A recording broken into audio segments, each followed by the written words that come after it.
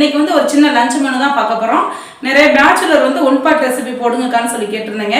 நான் ஏற்கனவே ஒரு லஞ்ச் மெனுவில் வந்து தக்காளி சாதம் போட்டிருந்தேன். அப்போ வந்து நிறைய இந்த மாதிரி ஒன் பாட் ரெசிபி போடுங்கன்னு சொல்லியிருந்தேங்க. அவங்களுக்காக தான் இந்த வீடியோ. இது வந்து புதுசாக சமைப்பாங்கல்ல ஹோம் மேக்கர், அவங்களுக்குலாம் ரொம்ப ரொம்ப யூஸ்ஃபுல்லாக இருக்கும். நான் ஸ்டார்டிங்கில் புதுசாக சமைச்சப்ப எனக்கு வந்து கஷ்டமாக இருந்துச்சு. ஆனால் இப்போ கொஞ்சம் ஈஸியாக பழகிடுச்சு. அந்த மாதிரி மெத்தடில் தான் இப்போ நான் உங்களுக்கு சொல்லித்தரேன்.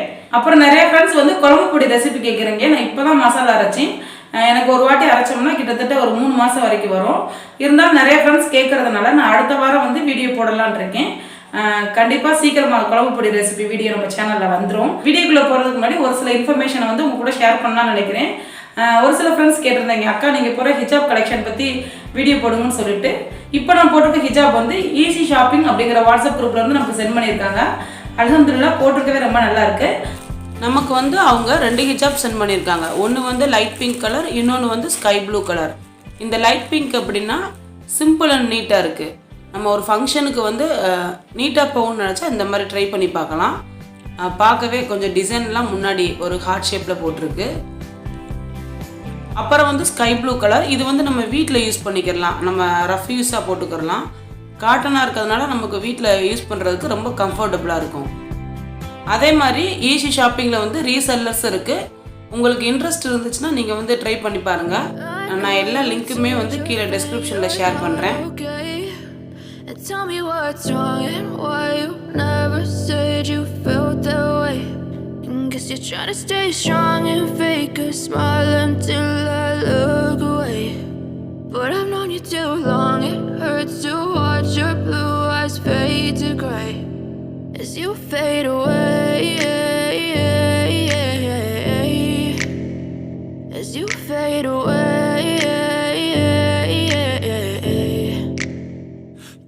அவங்கக்கிட்ட சில்க், காட்டன், அது போக நம்ம ஃபங்க்ஷனுக்கு போவோம்ல, அப்போ கிராண்டாக போகிற மாதிரி எல்லா வகையான ஹிஜாப் மெட்டீரியல் கலெக்ஷனும் இருக்குது.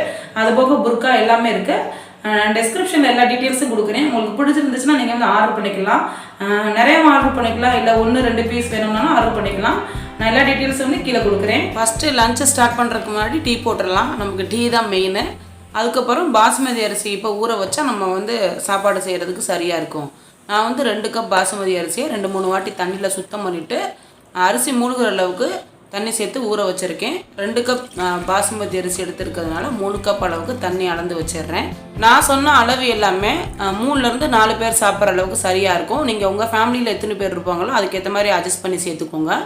புலாவுக்கு தேவையான காய்கறி எல்லாமே எடுத்து வச்சுருக்கேன். பீன்ஸ், கேரட், உருளைக்கிழங்கு, 2 வெங்காயம், அதுக்கப்புறம் வந்து ஒரு தக்காளி குறைவாக தான் தேவைப்படும், ஒரு லெமன், இதில் பாதி தான் நம்ம யூஸ் பண்ணுவோம். 3 பச்சை மிளகாய், புதினா, மல்லி, அதுக்கப்புறம் கொஞ்சம் பட்டாணியை வந்து வேக வச்சு எடுத்திருக்கேன். நான் வந்து காஞ்ச பட்டாணிங்கிறதுனால இப்படி எடுத்திருக்கேன். நீங்கள் ஃப்ரெஷ் பட்டாணின்னா அப்படியே சேர்த்துக்கலாம். அதுக்கப்புறம் இஞ்சி பூண்டு விழுது. இப்போ புலாவ் செய்ய ஆரம்பிச்சிடலாம். அதுக்கு ஒரு குக்கர் அடுப்பில் வச்சுட்டு 1 டேபிள் ஸ்பூன் நெய் சேர்த்துக்கோங்க. கூடவே 2 டீஸ்பூன் எண்ணெய், ஒரு பட்டை, 2 ஏலக்காய், 3 கிராம்பு, கூடவே 1/2 டீஸ்பூன் சீரகம் சேர்த்துட்டு இதை ஒரு 20 செகண்ட் போல் மட்டும் வறுத்துக்கோங்க. இதுக்கப்புறம் 2 பெரிய வெங்காயத்தை இந்த மாதிரி நீல ஷேப்பில் வெட்டி வச்சுருக்கேன். இதை சேர்த்துடலாம். வெங்காயம் வந்து ரொம்ப ரோஸ்ட் ஆகணும்னு அவசியம் இல்லை. ஏன்னா நம்ம பிரியாணிக்கு தான் அந்த மாதிரி செய்வோம். புலாவுக்கு வந்து ஓரளவுக்கு வதங்கி வந்தால் போதும். இதுக்கப்புறம் இதில் 3 பச்சை மிளகாய், ஒரு தக்காளி சேர்த்துட்டு கூடவே 2 டீஸ்பூன் இஞ்சி பூண்டு விழுது சேர்த்துக்கோங்க. இது வந்து ஒரு பேஸ்ட் மாதிரி வரணும், அது வரைக்கும் இருக்கட்டும். இது வதங்குற கேப்பில் நம்ம வந்து காய்கறியை வெட்டி வச்சிடலாம். காய்கறியை வந்து நல்லா கழுவிட்டு அதுக்கப்புறம் வெட்டிக்கோங்க. அப்போ தான் அதில் உள்ள சத்து எதுவுமே போகாது. நான் ஏற்கனவே உருளைக்கிழங்கும் கேரட்டும் வெட்டி வச்சுட்டேன். இப்போ வந்து பீன்ஸ் வெட்டிக்கிறேன். காய்கறி எல்லாமே உங்களோட இஷ்டம் தான். உங்களுக்கு எந்த மாதிரி காய்கறி பிடிக்குமோ அதை வந்து நீங்கள் மாற்றி இதில் சேர்த்துக்கலாம். வெட்டி வச்ச காய்கறி எல்லாத்தையுமே வந்து நம்ம குக்கரில் சேர்த்துடலாம். அதே மாதிரி ரொம்ப பெருசாக வெட்டாமல் ஓரளவுக்கு சின்னதாக வெட்டினோம்னா பார்க்க நல்லாயிருக்கும். ரொம்ப பெருசாக வெட்டினோம்னா அந்த சாப்பாடை விட காய்கறி வந்து ரொம்ப பெருசாக இருக்கிற மாதிரி இருக்கும். அதனால் ரொம்ப சின்னதாக வெட்டிக்கோங்க. கூடவே 1/2 கப் வேக வச்ச பட்டாணி சேர்த்துக்கோங்க. இதுக்கு தேவையான அளவு உப்பு சேர்த்துட்டு இதை ஒரு வாட்டி நல்லா கலந்து வச்சிடலாம். காய்கறி வந்து ஃபுல்லாக வேகக்கூடாது, ஒரு 50% வெந்தால் போதும். ஏன்னா நம்ம வந்து அரிசி சேர்த்துட்டு இதை ஒரு விசில் வைப்போம். அதனால் 50% வெந்தால் சரியாக இருக்கும். அரிசி ஓரளவுக்கு ஊறி வந்துருச்சு. நம்ம ஊற வச்சு கிட்டத்தட்ட ஒரு 20 நிமிஷம் போல் ஆயிடுச்சு.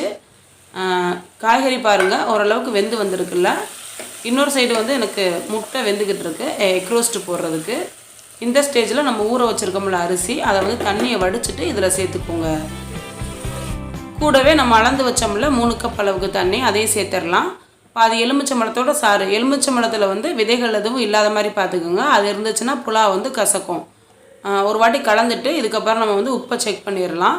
உப்பு நம்ம செக் பண்ணி பார்க்கும் பொழுது லைட்டாக கொஞ்சம் அதிகமாக இருக்க மாதிரி இருக்கணும். அப்போ தான் நமக்கு வந்து புலாவ் வெந்து வரும்பொழுது சரியாக இருக்கும். எனக்கு பத்தலை, அதனால் கொஞ்சம் சேர்த்துக்கிறேன். இந்த மாதிரி நல்லா தண்ணி கொதித்து வந்ததுக்கப்புறம் மறுபடியும் ஒரு வாட்டி கலந்துக்கோங்க. ரொம்ப பொறுமையாக கலந்துக்கோங்க, போட்டு அழுத்தம் கொடுத்து மிக்ஸ் பண்ண வேணாம். இப்போ பாருங்கள், தண்ணியெல்லாம் ஓரளவுக்கு நல்லா வற்றி வந்துடுச்சுல. இந்த ஸ்டேஜில் நம்ம வந்து ஒரு விசில் வச்சா சரியாக இருக்கும்.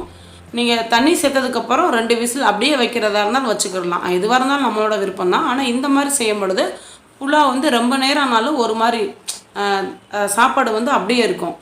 இதுக்கப்புறம் வந்து கொஞ்சம் மேலாக புதினா மல்லி சேர்த்துக்கோங்க, கொஞ்சம் முந்திரி பருப்பு, இது எல்லாமே நம்மளோட விருப்பம் தான். அதுக்கப்புறம் மேலாக கொஞ்சம் எண்ணெய். இது சேர்க்கணும்னு அவசியம் இல்லை, சேர்த்தா டேஸ்ட் நல்லாயிருக்கும். இதுக்கப்புறம் இதை மூடி வச்சு விசில் ரொம்ப வேணாம், ஒரு விசில் வந்தால் போதும், மிதமான சூட்டில் வச்சுக்கோங்க. ஸ்டவ் ஆஃப் பண்ணிவிட்டு ஒரு 20 நிமிஷத்துக்கு புலாவை வந்து டிஸ்டர்ப் பண்ணக்கூடாது. அதுக்கப்புறம் ஓப்பன் பண்ணோம்னா அழகாக இந்த மாதிரி நல்லா எம்மியாக உதிரியாக வந்திருக்கும். நீங்கள் இந்த மெத்தடில் ட்ரை பண்ணிவிட்டு எனக்கு கமெண்ட்ஸில் எப்படி இருந்துச்சுன்னு உங்கள் ஃபீட்பேக்கை ஷேர் பண்ணுங்கள். இதை ஸ்டவ் ஆஃப் பண்ண கேப்லேயே வந்துட்டு நான் வந்து நுரையீரல் கிரேவியும் அதுக்கப்புறம் பாயசமும் செய்ய ஸ்டார்ட் பண்ணிட்டேன். இதை வந்து நான் தனியாக தான் பின்னாடி வர மாதிரி தான் எடிட் பண்ணியிருக்கேன். ஏன்னா நம்ம சாப்பாடு கூட சேர்த்து எடிட் பண்ண பொழுது ஒரு மாதிரி கன்ஃபியூஸ் ஆன மாதிரி இருக்கும். அதனால் நான் உங்களுக்கு வந்து இதை ஃபஸ்ட்டு போட்டு காமிச்சிட்டு அதுக்கப்புறம் வந்து நுரையீரல் கிரேவி வர்ற மாதிரி வச்சுருக்கேன். அதே மாதிரி சாயத்துக்கு வந்து பேக் பண்ணிவிட்டு கிட்ஸும் நல்லா இதை விரும்பி சாப்பிடுவாங்க. ஏன்னா இதில் நிறைய வெஜிடபிள்ஸ் இருக்கிறதுனால அவங்களுக்கு ரொம்ப சத்தானது கூட. நுரையீரல் கிரேவி செய்கிறதுக்கு ஒரு குக்கர் அடுப்பில் வச்சுட்டு 2 டீஸ்பூன் எண்ணெய் சேர்த்துக்கோங்க. எண்ணெய் சூடானது ஒரு பட்டை, 1/2 டீஸ்பூன் சீரகம், 3-4 காஞ்ச மிளகாய் சேர்த்துட்டு இதை ஒரு 20 செகண்ட் போல் மட்டும் வறுத்தரலாம். இதுக்கப்புறம் 2 பெரிய வெங்காயத்தை வெட்டி வச்சுருக்கேன், இதையும் சேர்த்துக்கோங்க. கூடவே இதுக்கு தேவையான அளவு உப்பு ஃபஸ்ட்டே சேர்க்கறதுனால வெங்காயம் வந்து சீக்கிரமாக வதங்கி வரும். வெங்காயம் இந்த மாதிரி வதங்கி வந்ததுக்கப்புறம் இதில் 2 சின்ன சைஸ் தக்காளியை வெட்டி வச்சுருக்கேன், கூடவே நறுக்கின புதினா இலை. இதுக்கப்புறம் 1 டீஸ்பூன் இஞ்சியோட பேஸ்ட், 1 டீஸ்பூன் பூண்டோட பேஸ்ட் சேர்த்துக்கோங்க.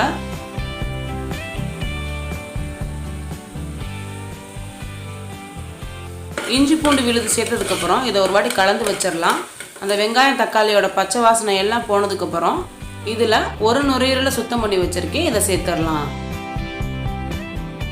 சேர்த்துட்டு கூடவே இதுக்கு தேவையான மசாலா சேர்த்துடலாம். 1 சிட்டிகை மஞ்சள் தூள், 1/2 டீஸ்பூன் மிளகாய் தூள், 1/2 டீஸ்பூன் மல்லித்தூள் சேர்த்ததுக்கப்புறம் இதை ஒரு வாட்டி நல்லா கலந்து வச்சுக்கோங்க.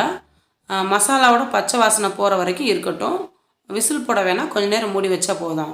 இதுக்கப்புறம் இதில் 1 டேபிள் ஸ்பூன் மிளகு பொடி, அதுக்கப்புறம் வந்து 1/2 டீஸ்பூன் சீரகத்தூள் சேர்த்துட்டு கொஞ்சமாக தண்ணி ரொம்ப வேணாம், நம்ம கிரேவியாக தான் வைக்கிறோம், அதனால் ரொம்ப கொஞ்சமாக சேர்த்துட்டு இதை ஒரு வாட்டி கலந்து வச்சிடலாம்.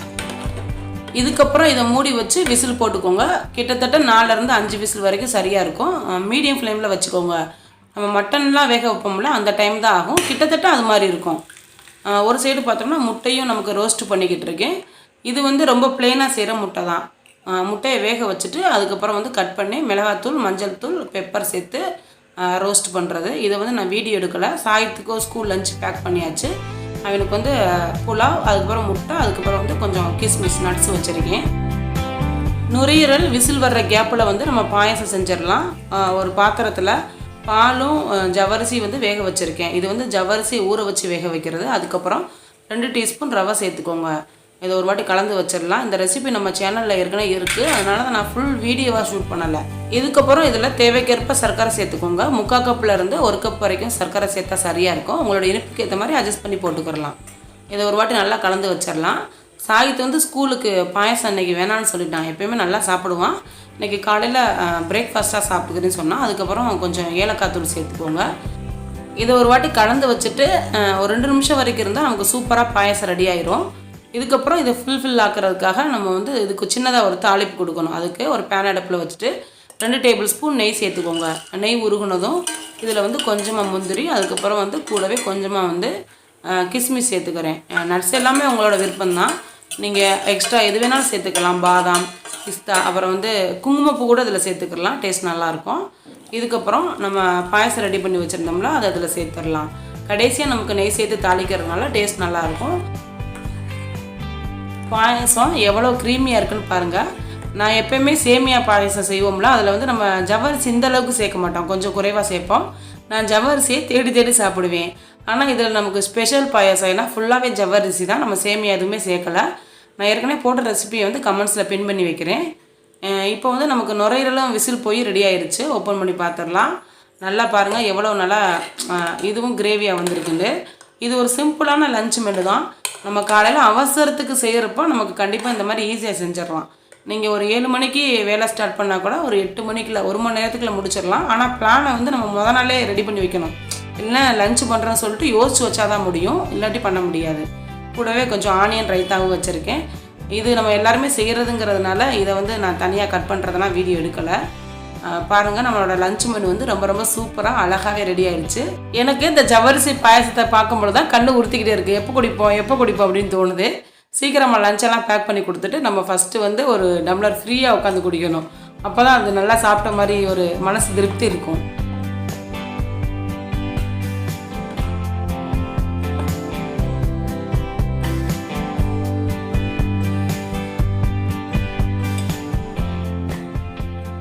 அப்புறம் ஒரு சில ஃப்ரெண்ட்ஸ் கேட்குறீங்க, இவ்வளோ ஐட்டம் பண்ணுறீங்களே எப்படி வந்து டைம் காலையில் மேனேஜ் பண்ணுறீங்கன்னு சொல்லி கேட்குறீங்க. இஞ்சி பூண்டு பேஸ்ட்டு மட்டும் நான் எப்போயுமே ஃப்ரிட்ஜுக்குள்ள அரைச்சி வச்சுக்குவேன். சில நேரம் ஃப்ரெஷ்ஷாக தட்டி போட்டாலும் டேஸ்ட் நல்லாயிருக்கும். ஆனால் நம்ம காலையில் கண்டிப்பாக செய்கிறப்ப அப்போ நம்ம பூண்டெல்லாம் உரித்து செய்ய முடியாது, அது ரொம்ப ரொம்ப கஷ்டம் நமக்கு. அதனால் அது இருந்துச்சுன்னா சீக்கிரமாக வேலை முடிஞ்சிடும். அப்புறம் நான் வந்து மேக்ஸிமம் வெஜிடபிள்ஸ் வந்து எப்படின்னா உட்காந்து கட் பண்ணிவிட்டு அதுக்கப்புறம் செய்ய ஆரம்பிக்க மாட்டேன். ஏன்னா அப்படியே கட் பண்ணோம்னா நமக்கு ரொம்ப டைம் ஆகும். வெஜிடபிள் கட் பண்ணுறதுல வந்து 2 விஷயம் இருக்குது. ஒன்று வந்து நம்ம முத நாள் கட் பண்ணி வைக்கணும், ஆனால் எல்லா வெஜிடபிள்ஸையும் முத நாள் நம்ம கட் பண்ணி வைக்க முடியாது. இப்போ உருளைக்கிழங்கெல்லாம் கட் பண்ணி வச்சோம்னா அதெல்லாம் கலர் மாறிடும். இப்போ கேரட் பீன்ஸ் அந்த மாதிரி ஐட்டம்லாம் நம்ம வந்து வெட்டி வைக்கலாம். நான் எப்பயுமே என்ன பண்ணுவேன்னா நம்ம அடுப்பில் வெங்காயம்லாம் தாளிக்கிறோம்ல அந்த கேப்பில் தான் வந்து காய்கறிலாம் கட் பண்ணுவேன். நம்ம உட்காந்து வெட்டினோம்னா இன்னும் டைம் ஆகும். அப்புறம் வந்து கண்டிப்பாக காலையில் டீ குடிக்கவே முடியாது. ஏன்னா நம்ம ஸ்கூலுக்கு அவசரமாக வேலை செய்வோம்ல, அப்போ வந்து ரொம்ப ரொம்ப நேரம் வந்து கம்மியாக தான் இருக்கும். கொஞ்சம் அட்ஜஸ்ட் பண்ணி தான் நம்ம வந்து காலையில் சமைக்கிற மாதிரி இருக்கும். அப்புறம் என்ன பண்ணுறது, நம்ம சீக்கிரமாக செய்யணும்ல.